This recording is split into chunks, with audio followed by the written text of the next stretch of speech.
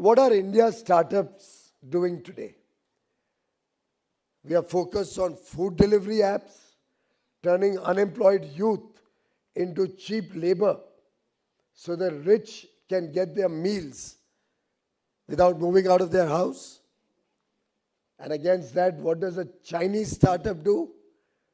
Work on developing electric mobility, battery technologies, and with that, they're today dominating the electric mobility ecosystem. We are very proud of what India has done.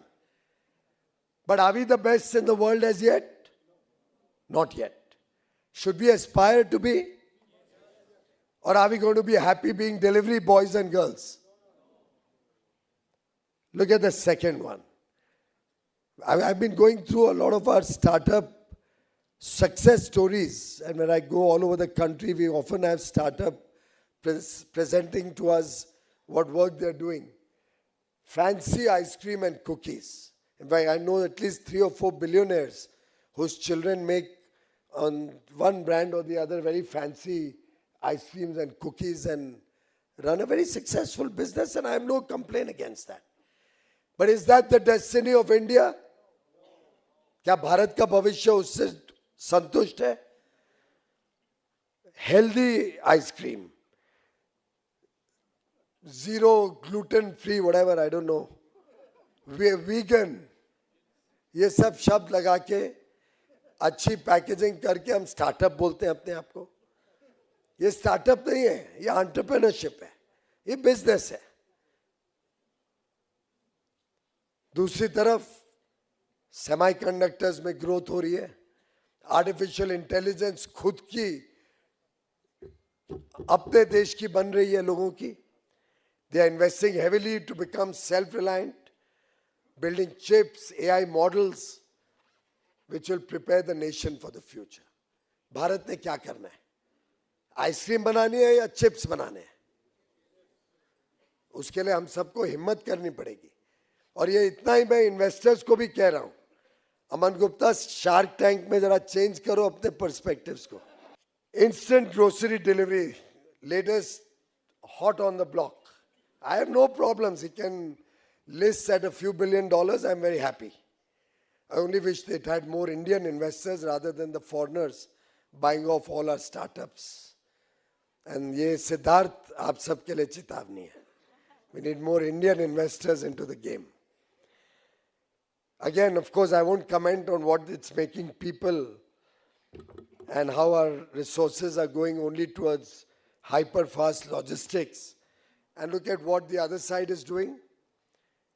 Robotics, automation, machine learning, preparing themselves for 3D manufacturing. Next-gen factories that are more efficient and that compete with the rest of the world and capture markets. हम रोते रह सकते हैं. Choice हमारी है. यहाँ युवा पीढ़ी होने के कारण मैंने ये पुटअप किया. मैंने बड़ी सोची समझी बात रखी थी कल सबके समक्ष, और मेरा मानना है कि अब समय आ गया है कि भारत के निवेशक रिकॉग्नाइज करें कि ये पूरा जो स्टार्टअप का इकोसिस्टम है, इसकी संभावनाएं बहुत है.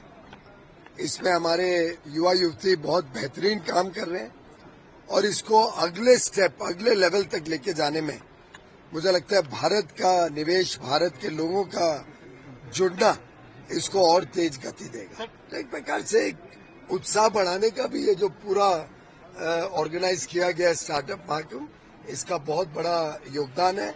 और मुझे पूरा विश्वास है कि जो लक्ष्य कल रखे हमने, एक तरफ कि स्टार्टअप का इकोसिस्टम अब बड़ी ऊंचाइयों पे जाएगा, और मैं समझता हूँ एक इंस्पायर करने का कोशिश की गई थी, बजाय के जो कुछ लोगों ने उसको विवादित ढांचे में डालने की कोशिश की. पर स्वाभाविक है, कांग्रेस वालों ने तो सोचा भी नहीं था कि कभी स्टार्टअप इकोसिस्टम को प्रोत्साहन दे. कभी आपने सुना था कांग्रेस को? किसी ने भी कांग्रेस से सुना था कि स्टार्टअप की चिंता की हो, उसको बढ़ाना? उनको सिर्फ आलोचना करना आता है, और ये नकारात्मक सोच ही कई बार देश को पीछे छोड़ देती है. सकारात्मक जो सोच होती है वो बड़े लक्ष्य की तरफ जाती है। और कल का जो मेरी बात थी उसको इसी परिप्रेक्ष्य में देखा जाए कि अब भारत में पायदान तैयार हो गया, the threshold, the foundation is ready, नींव रख दी गई है और इस नींव के ऊपर हमारे युवती अब बड़ी छलांग लेने के लिए उत्तेजित भी है, तैयार भी है और पूरे होशो हवास में, पूरे विश्वास के साथ, आत्मविश्वास के साथ नई ऊंचाइयों छूने के लिए आगे बढ़ रहे हैं।